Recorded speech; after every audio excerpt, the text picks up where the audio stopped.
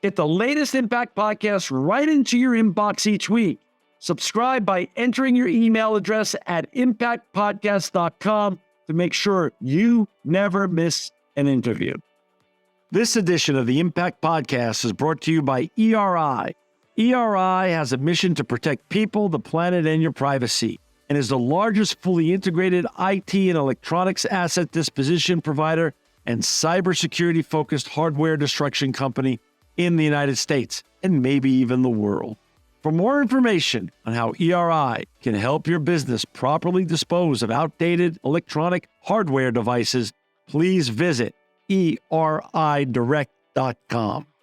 This episode of the Impact Podcast is brought to you by Closed Loop Partners.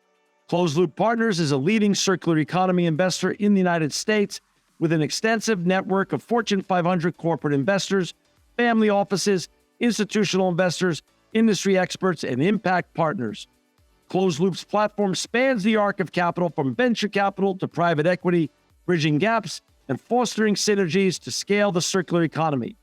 To find Closed Loop Partners, please go to www.closedlooppartners.com.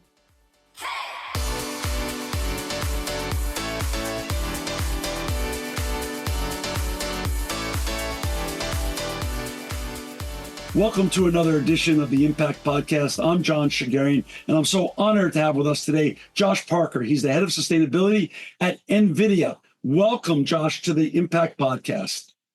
Thanks, John. I'm thrilled to be here. Hey, Josh, before we get talking about all the cool and important and impactful stuff you and your colleagues are doing at NVIDIA in sustainability, can you talk a little bit about yourself? I know today I'm sitting in Fresno, you're sitting in Colorado. Where did you grow up? And how did you get on this really interesting and fascinating journey that you're on? I tell people when they ask me, I would never have expected to end up where I am at NVIDIA or actually in the role that I'm in. But it's been some really fantastic opportunities that have led me here. So I grew up in Oregon, spent my whole childhood in a few different towns and cities in Oregon, ended up graduating from high school in Portland. Went to college at BYU in Utah and then law school at NYU, and studied electrical engineering undergrad, and then became a patent attorney after that, patent litigator after law school, practiced law in Texas and then in California. And while I was in California, I joined Western Digital in-house as an attorney there doing IP transactions. And I was enjoying my career. I've always loved technology. So it's been fantastic to be in that space my whole career. While I was working at Western Digital, they invited me to run ethics and compliance in Asia.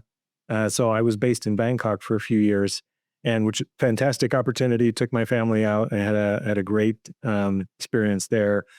And as I was coming back, my old role had been filled, of course.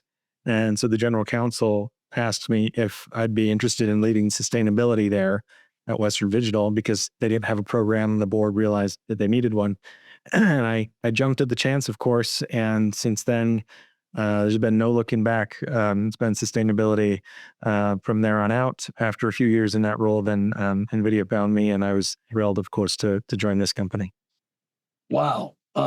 Definitely not what is considered a traditional straight line, but that's what I always find with what I call the greatest fraternity on planet. To people like you, with amazing brands that are wonderful people from all different backgrounds that are running the impact or sustainability programs at small and large firms around the world. Did you ever, as a kid growing up, given that you grew up in Oregon, which is traditionally known as one of the prettiest and greenest states in America, was there a connection to the environment that you could look back on? Because sometimes people's lives make more sense looking back than looking forward. Is there a connection to the environment and where you grew up that you could look to now that talks about what you do today on a day-to-day basis? I always had a love for being out in nature. So I had a strong connection to nature, having been in Oregon, would go camping and things like that. My father was actually in the forestry industry. So he saw it from an interesting perspective. I remember having discussions with him about environmentalist groups who were concerned about forestry, and we'd have conversations at dinner about how the way his company was trying to manage the forests was actually good for animals, good for flora and fauna, preserved the fires or the forest, protected them from fires and so forth. So I do remember having a lot of discussions about that. And my mother was also very environmentally minded. She actually got a few years ago a master recycling certificate because she cares so much about protecting things. And if I inherited, the sustainability from anyone, it was probably from my mom. There you go. So when you look back, things become a little bit more obvious. I think that's the fun part of life. What year again did you join NVIDIA? It was 3 years ago. 3 years ago. Okay, great. So for our listeners and viewers, first of all, to find Josh and all his colleagues at NVIDIA and all the wonderful work they're doing in sustainability, you could go to www.nvidia.com. It will be in the show notes. You don't have to stop driving your car or lifting weights. It's to write anything down. That will all be in the show notes. For our listeners and viewers who are not familiar with NVIDIA, just as a couple of just highlights, over $5 trillion market cap, known as one of Bloomberg's magnificent seven, over $215 billion in revenue last year, and with massive increases year over year. It's a very, very large company. So you are the head of sustainability at literally one of the most valuable entities on the planet. Do you wake up some mornings and just have to just almost pinch yourself like hot? Like it's like almost a little bit surreal. I do, and I don't take that lightly. I was thrilled to join the company because I'd known about NVIDIA for a long time because I used to build PCs and use NVIDIA's graphics cards in them, and always respected the company and the leadership. And when I joined, it was 1 year after the ChatGPT revolution, Right. and so they were on a crazy upward trajectory. So it was a very exciting time to join. But the type of role that I have here and how exciting the culture is something I wouldn't have anticipated. It's always dynamic. The environment here is very pro innovation. Let's try everything, reason about things from first principles. I love the kind of very intellectual, dynamic, innovative environment. So I do pinch myself a lot of days because I feel like I've got one of the best jobs at one of the best companies in the world. That's so exciting. When I get this wonderful opportunity to interview what I call one of the greatest fraternities on planet, head sustainability officers, chief impact officers, and you're now part of it, if not one of the key leaders of it, what we've learned is sustainability, first of all, has no finish line, but also can be read very narrowly or widely. When you came in to NVIDIA, how did you frame up your role there? Was it dictated from the top down? Was it the proverbial whiteboard that they said start from scratch, or did you inherit something that you wanted to build upon? What version of that was your reality stepping in to be the head of sustainability at NVIDIA 3 years ago? So absolutely, there was a program here when I joined. In fact, you and I were just talking. You interviewed my predecessor, Tony Hansen, several years ago. And so the program when I joined, however, was two people. It was Tony and one other person, Claudia here, and they were fighting the good fight. But it was a more traditionally CSR, corporate responsibility oriented program. And the company was ready to move into a different type of program that was more fulsome sustainability, looking at environmental impacts, adopting initiatives, pursuing targets, and all of the things that modern, very broad sustainability programs have. So I jumped in, hired some more people, and actually about to hire a few more people. So anybody who's interested, please look for the postings here within the next couple of weeks. Wow. One of the key things that we did right away, started modeling right away to see if we could do, was to set science-based targets, because we knew that's one of the clear demonstrations we could make about our commitment to sustainability. And I'm happy to say that we were able to have those validated about a year ago now, last year. There's not a day that we wake up and read any or listen to any of the legitimate, incredible news platforms such as BBC, Bloomberg, CNN, CNBC, or the New York Times or Wall Street Journal, where AI is not in a headline somewhere. you're at the corner of Main and Main in the AI revolution, pretty much. NVIDIA is. How is AI going to help you meet the goals that you're created and laid out as the leader of sustainability at NVIDIA? And how is it going to help the world meet its greater, broader sustainability goals when it comes to net zero and cooling down this planet? That's a big question. We could probably spend the rest of the podcast. Sorry. No, that's great.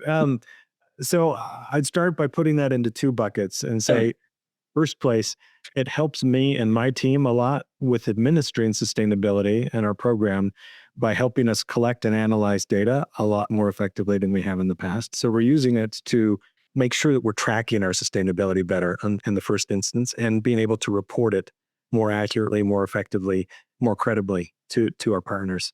The second issue is the one that's even more exciting, which is how does AI dovetail with substantive sustainability? So accelerating initiatives that are pro sustainable outcomes, and things like improving energy efficiency, reducing material requirements, helping on the social side with education and life sciences, and so many other things that benefit society. So the applications of AI for the common good are just dramatic. And it's really hard to imagine a sustainability initiative that doesn't have significant potential to benefit from the application of AI.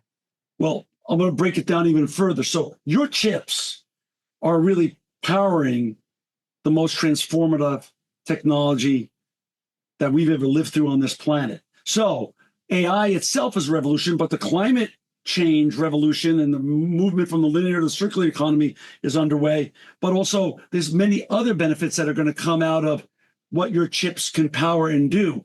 Where do you see the most impact? Is it strictly AI, or is it AI that then you're powering the AI revolution that's then powering, as you said, climate change opportunities and accelerating those, drug discoveries and the medical field? Where do you see that interrelationship between your chips, AI, and all the transformative opportunities that AI can power that are facing the world today? So this concept dovetails really perfectly with our company's mission.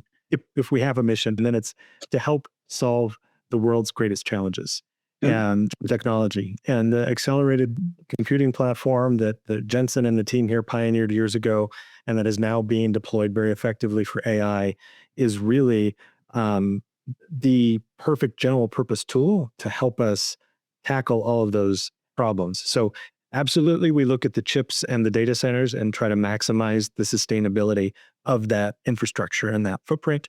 And the energy efficiency improvements generation over generation are just mind-blowing. It's, 10 to 30 times per generation, we're improving the energy efficiency for the same workload. So that's all something that we're doing. But the real huge potential for AI's impact on the world in the sustainability space is what you mentioned second, which is the application of AI in other industries to solve the problems that they've been working on for decades or even centuries. Right. Help us accelerate scientific discovery, to help us solve problems that we haven't had in the past. And even though we're a few years in now, we're still very, very early innings of the AI revolution, and the potential, we're just now starting to integrate it and to realize so much of the benefits. I love always talking about the upside, and I'm a huge fan of NVIDIA. I'm a huge fan of what you're doing, Josh, and the change that you could effectuate in the world. Because as I've learned over the years of doing this podcast, the last 17 or so years, is that it's fun to always interview young innovators with new startups. But when I get to interview folks like you, sitting at great brands like you do, when you make a change or when you make a move in a direction, it really does move the needle.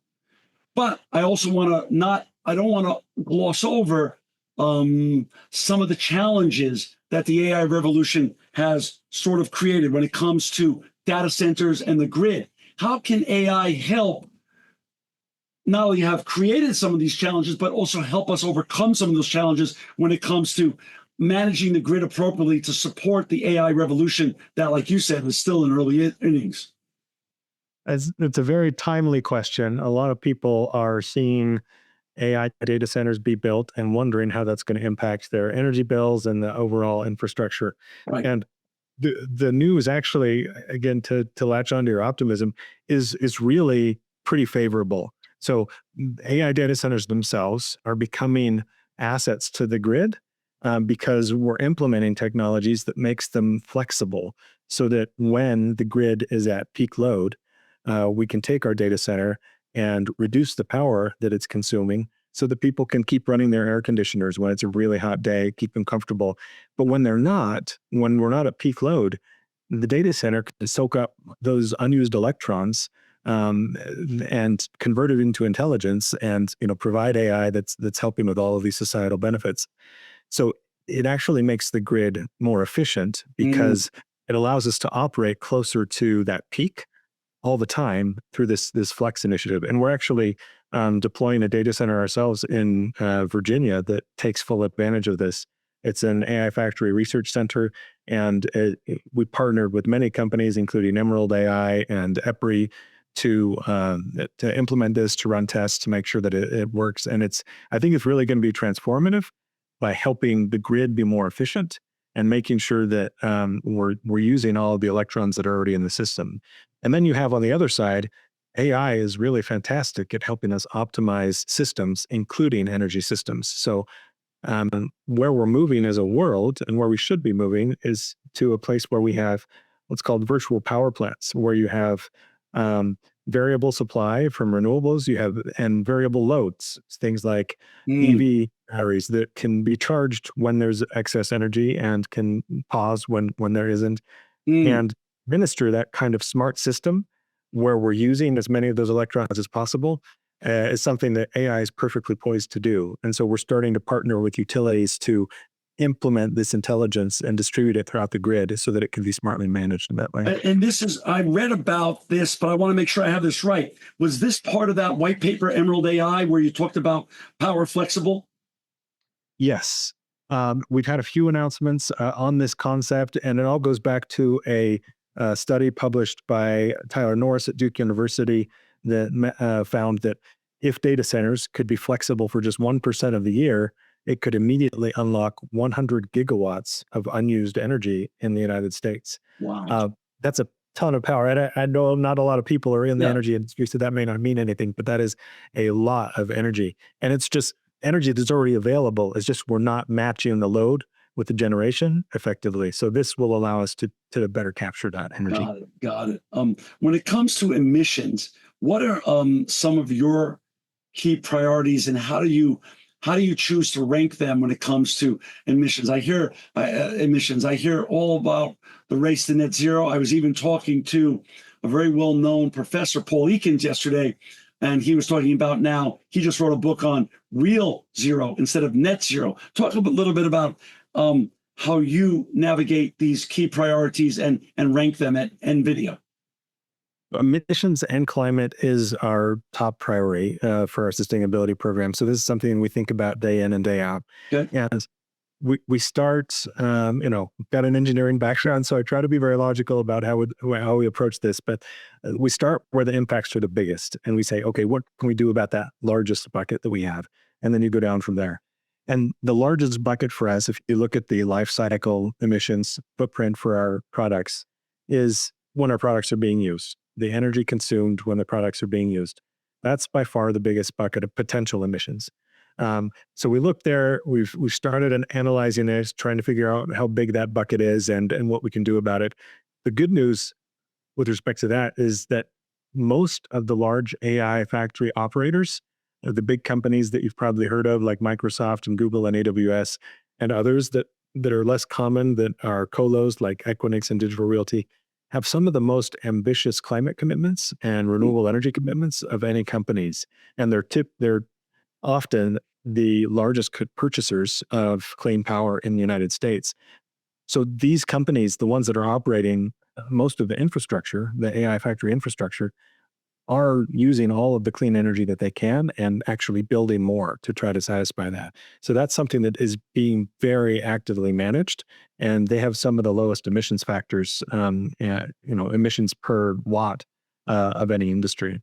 So that's the biggest bucket. We go from there. The next biggest bucket for us is upstream, looking at our manufacturers. And we have manufacturers throughout the world, and in some places, especially in Asia, the infrastructure and regulatory environment is not easy to find clean energy.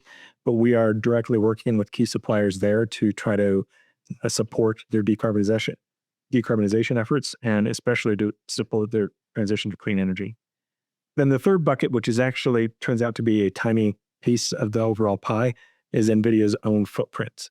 So the energy that we consume and the emissions that we emit from our facilities, because we generally do the design, research and development, our footprint is relatively small share of the overall pie. But we're doing what we can there, and as of last year, we're matching 100% of our energy consumption with clean energy, and we expect to maintain that.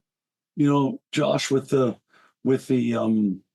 curse and the blessing as being known as one of the most valuable businesses on the planet, you're very visible everywhere. Your brand is very visible everywhere, and for good reason.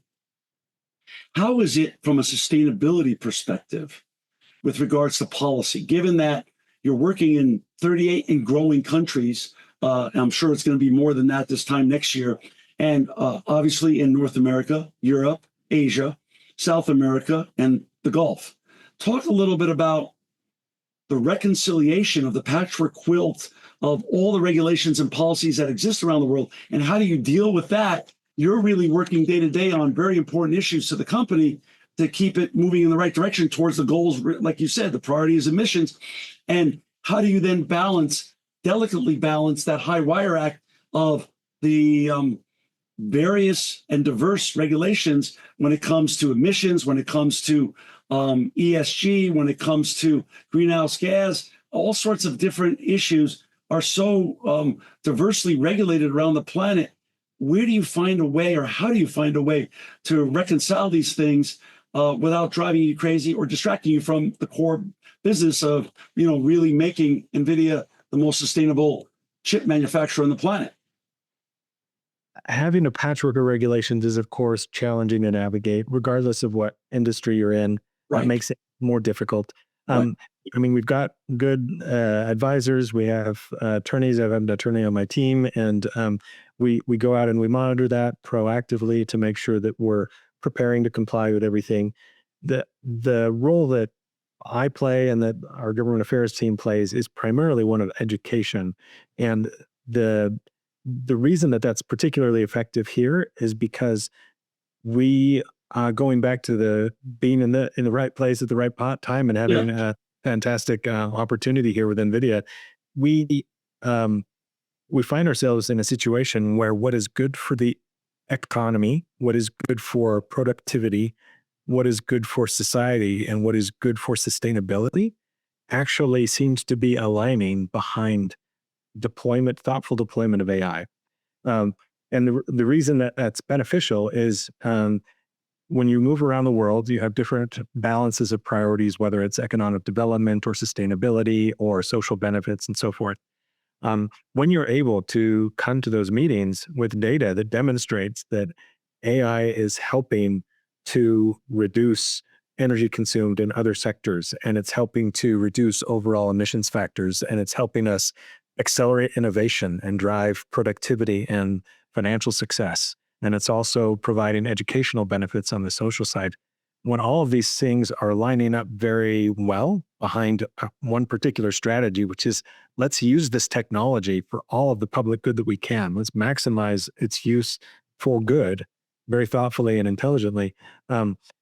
It sweeps away a lot of the concerns and the challenges that you might otherwise face, trying to balance between finances and sustainability and impacts and all of these other areas. So we do that. We bring the data. We bring what we're seeing about AI's benefits and its footprint, and it's pretty overwhelmingly positive. The reaction that we have once they see the data, they see that all the stars have aligned to point to this outcome that actually, again, if we're using it intelligently, is good across the board for their economy. Is the education element of what you do and your teams do, is that lead to hopefully more harmonized and better policies, not only here in the United States, but around the world? That's what we hope for, yeah. And I've been actually very, very impressed with the legislators and the regulators that I've spoken with directly, members of the executive branch in the United States, both houses of Congress, commissioners in the EU, all across the board. Um, they are sincere in their efforts to and their intention to try to do what's good for the public. And once they grasp the data, once they have that available to them, it really does clear away some of the distractions, and I think will ultimately lead to a harmonized approach that in general Right. that is supportive of the deployment of AI for the common good. Now, Josh, I recently, and for our listeners and viewers who've just joined us, we got Josh Parker with us. He's the head of sustainability at NVIDIA. To find Josh and his colleagues on all the important, impactful work they're doing in sustainability, please go to www.nvidia.com. It'll be in the show notes. You don't have to write it down. Josh, I read an article about you in particular in Axios magazine recently. That's Axios online, actually, and it was interesting to read about what I call no business in show business. Obviously, you are well educated. You have a legal mind, you have an engineer's mind, and a sustainability mind. And you put them all together, and this makes total sense looking backwards, how you're now the head of sustainability at NVIDIA. But the no business you have down, and you're mastering that. The show business part is public speaking. Everyone wants you to come speak because you're the head of sustainability at NVIDIA. Talk a little bit about public speaking, the importance of messaging from where you sit because of the platform that you have. But also, when I started this podcast, chief sustainability officers and chief impact officers really didn't exist, by the way. And when the word sustainability made its way up to the C-suite, it was the C-suite like getting their head thinking, oh, the only thing they heard was going to cost them money. How is the messaging going now with regards to business converging with sustainability and the ROI opportunities that are just there for the taking if people really focus on it? Great people like you with great organizations like you represent. How does that really now make dollars and cents with real ROI opportunities as well? I would say that the public speaking portion of my role is one of the things that I didn't anticipate when I was younger. I didn't expect having a role Right. where I was doing so much speaking, but I do enjoy it, especially because I feel like we have a good message to share. It's one that's necessary, it's one that's underappreciated, and it's also one that's optimistic, especially for those of us who had been in the sustainability space for a while. We're used to bad news for the most part. We're concerned about trends and about policy not being sufficient to address some of the big environmental issues that we're looking at and social issues. And to be at a moment in time in a role where you have very credible, very real reason for optimism and actually a technological solution that people really need to help solve that, not to replace policy, but as a complement to policy, is really, really exciting. It's invigorating, and although it ends up taking a lot of energy to do all of the public Sure. engagements, it is something that I love doing, and I'll be happy to do this for the rest of my career. I'm a sincere optimist in terms of AI's potential impact for the common good, especially for sustainable outcomes. And the gap that really needs to be filled, that I'm trying to fill, is to get the information that we already have in the hands of people who can use it in ways that are good for society, good for the environment, and good for business as well. And I think that last piece is, I think, becoming more and more evident. So at NVIDIA, we view our platform as a tool that helps other people achieve whatever, solve whatever problem that they're trying to solve. And for a lot of people, that problem is climate change, or that problem is critical minerals, and or not having drug discovery move quickly enough. And so putting this technological solution in the hands of people who are trying to solve those big problems is both good for business. It's also, again, good for sustainability, good for the world. It's really, and I'll add to it that what I find when I listen to some of your talks and presentations, it's not only educational, but it's also very inspirational, because you take the positive high road on all your messaging, which I think is so well needed in a world full of negative news and negativity with the externalities that we're all dealing with right now on a geopolitical basis. Your positivity and inspiration shines through, and I think it's much needed in these times. With regards to the supply chain, the global supply chain, you sit in a unique position. You have ecosystem partners on both sides. You're a buyer and seller. How do you get to leave your imprint and leave your positivity and leave your vision of good, responsible sustainability on both your upstream and downstream partners, so you can therefore affect the entire ecosystem that you have to play within? With suppliers, I think it's a relatively typical relationship because they're suppliers and we've got a good business relationship with them. When we, talk to them about aligned interests around sustainability, it's really very productive. They of course want to keep us as a customer happy, and for most of our, supply chain partners, we are a significant customer, so it's a very strong business relationship. But there is a very strong trend in the overall tech industry towards decarbonization, towards sustainability more broadly. And so what they're hearing from us is very, very similar to what they're hearing from their other customers. And that standardization, that industry-wide approach really makes it more of a business imperative that is makes it easier to have those conversations. And I've found a lot of alignment with our suppliers on those issues. With our customers, I mean, some of our largest customers are, again, some of the most sustainable companies in the world, investing millions and billions of dollars in sustainable projects, sustainability projects, clean energy, et cetera. They typically have large teams working on sustainability, and they're also finding ways to use their tech for good. So upstream and downstream, I think we've got alignment in terms of how we want to manage life cycle impacts of the actual technology. We also have a really good alignment, especially with our customers, on, again, those applications of AI for good. Okay, we've built this infrastructure. It's as sustainable as it can be. It does have a footprint, of course, and I don't want to minimize the fact that GPUs and our systems do use energy, and there is emissions associated with their manufacturing as well. But we've got this infrastructure. It's really useful. How can we use it to do amazing things with our customers? Makes sense. You're on the inside. I'm not. I'm on the outside. I'm on the other side of your industry. I'm in the recycling of electronics business. Sort of the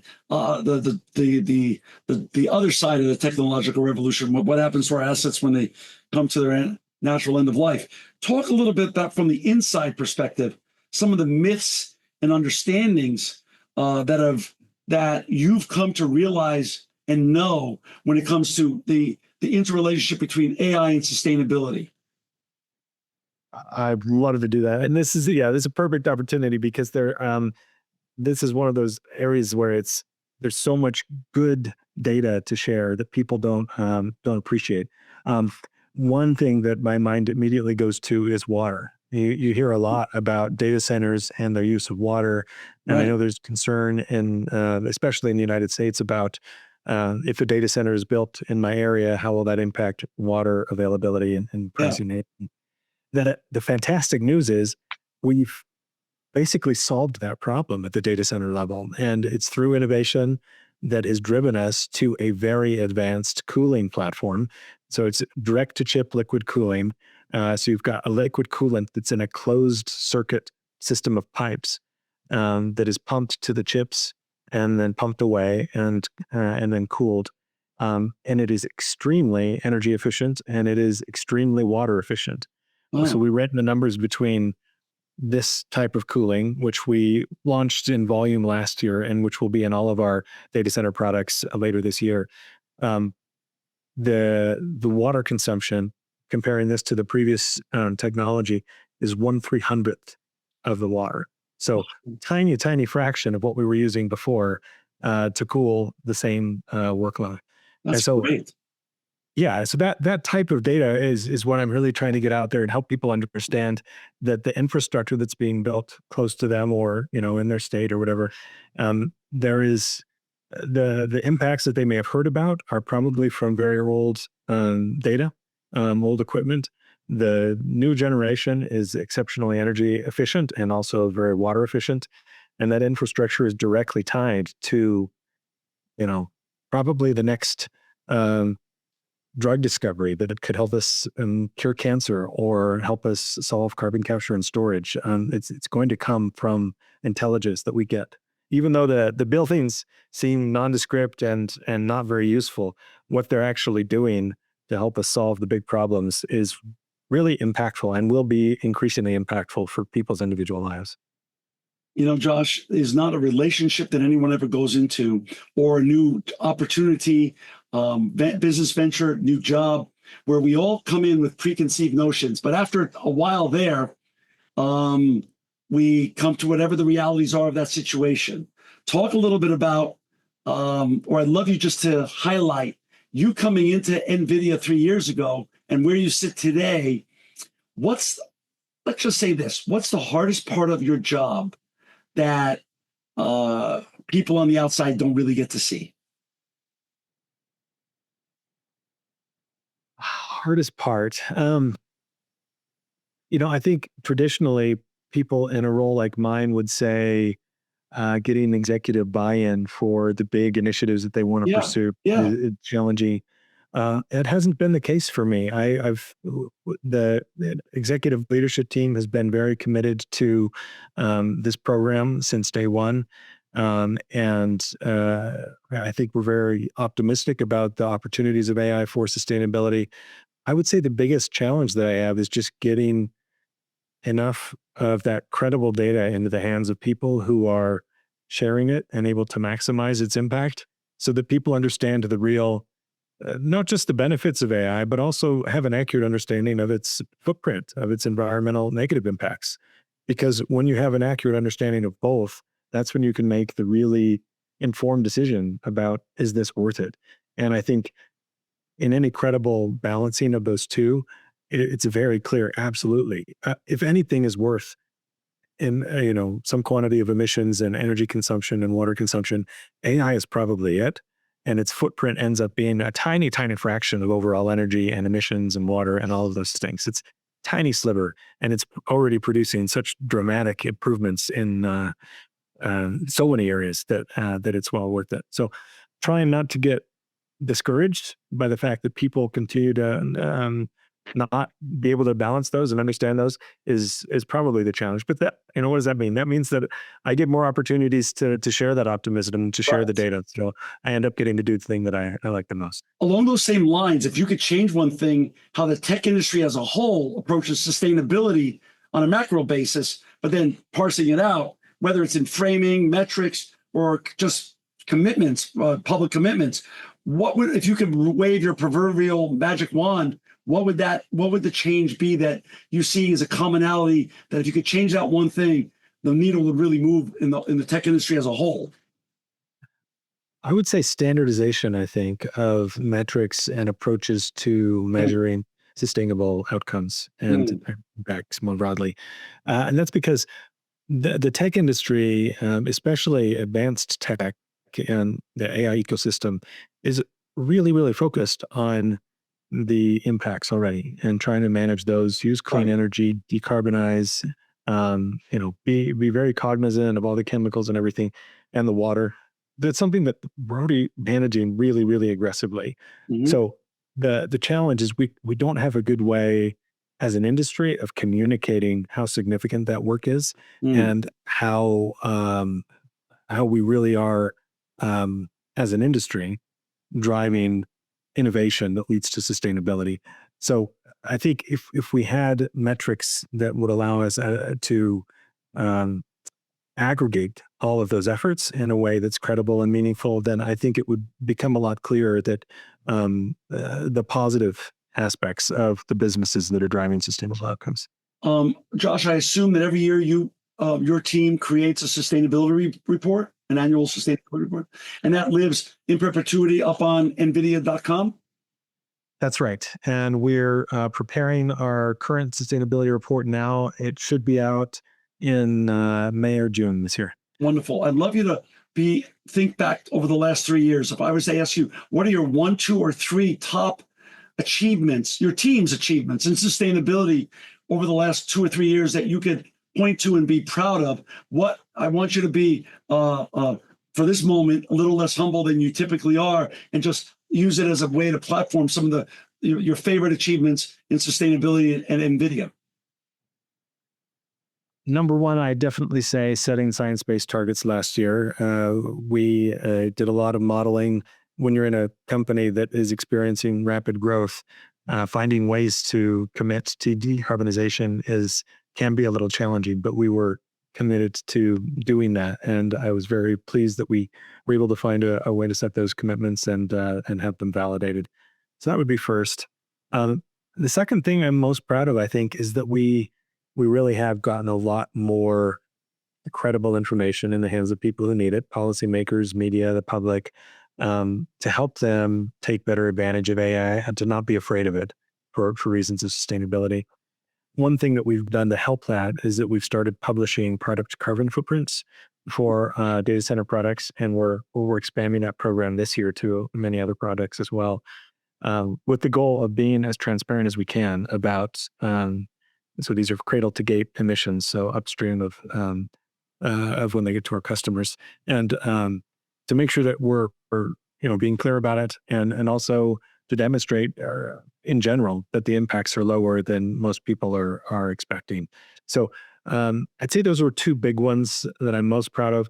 I'm really looking forward to this year because we've now built up a team that's really good at doing the basic sustainability programming, and we're looking at bigger ambition projects this year, participating in the clean energy ecosystem, education ecosystem that hopefully will have impacts that are much, much broader than our own corporate footprint might suggest. So excited about new projects and new ambition that's going above and beyond this year. Josh, the world is now, besides the AI revolution, it's undergoing this consumer economy, or let's just call it the linear economy to the circular economy.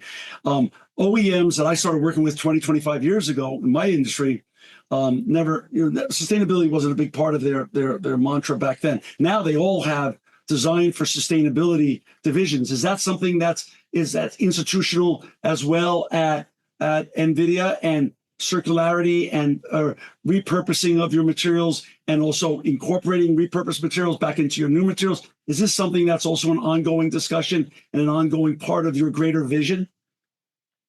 Last year during a podcast, Jensen told the interviewer that performance per watt is our metric of success.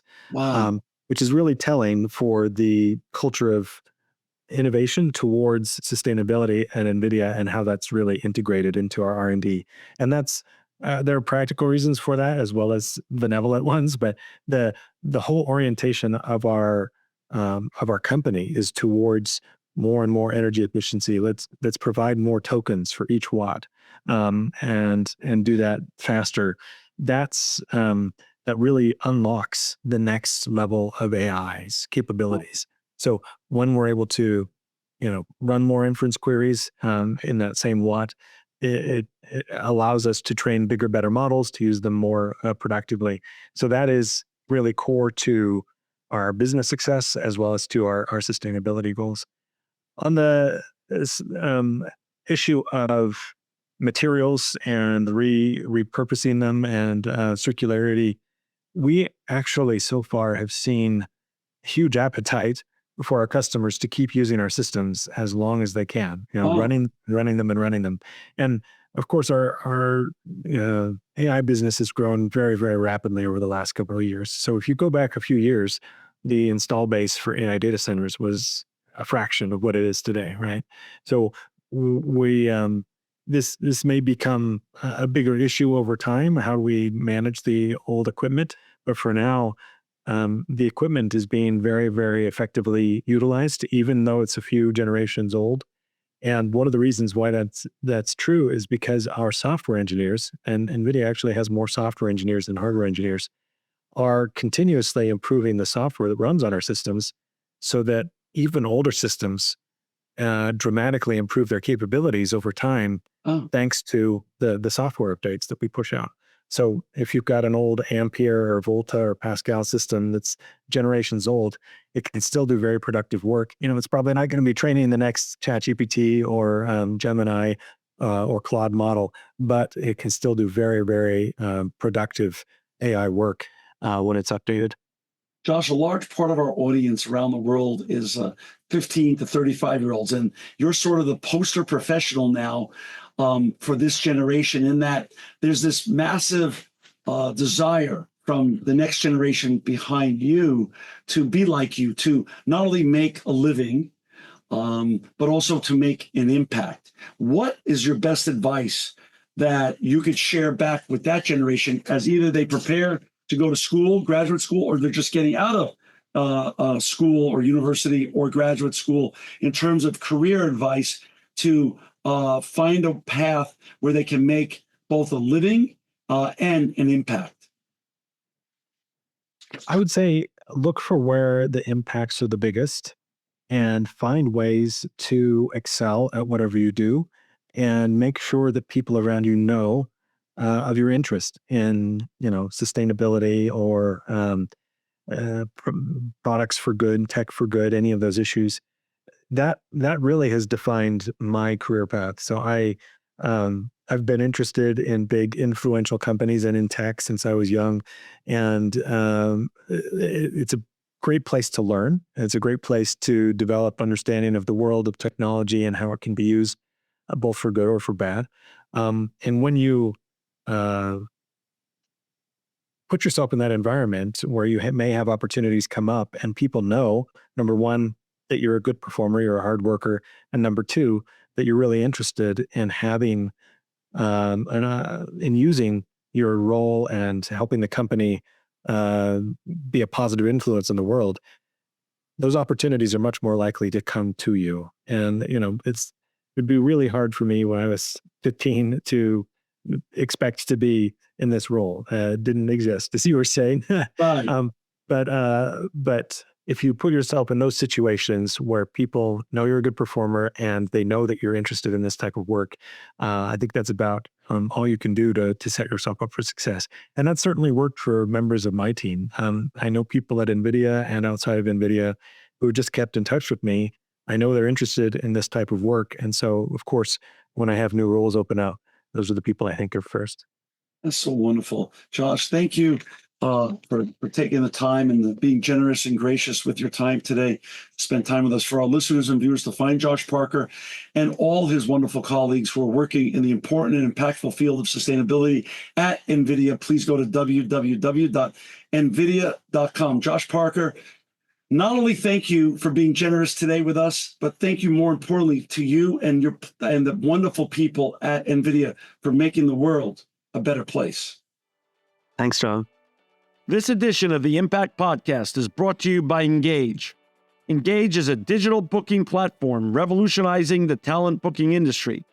With thousands of athletes, celebrities, entrepreneurs, and business leaders, Engage is the go-to spot for booking talent, for speeches, custom experiences, live streams, and much more. For more information on Engage or to book talent today, visit letsengage.com. This edition of the Impact Podcast is brought to you by ERI. ERI has a mission to protect people, the planet, and your privacy, and is the largest fully integrated IT and electronics asset disposition provider and cybersecurity-focused hardware destruction company in the United States, and maybe even the world. For more information on how ERI can help your business properly dispose of outdated electronic hardware devices, please visit eridirect.com.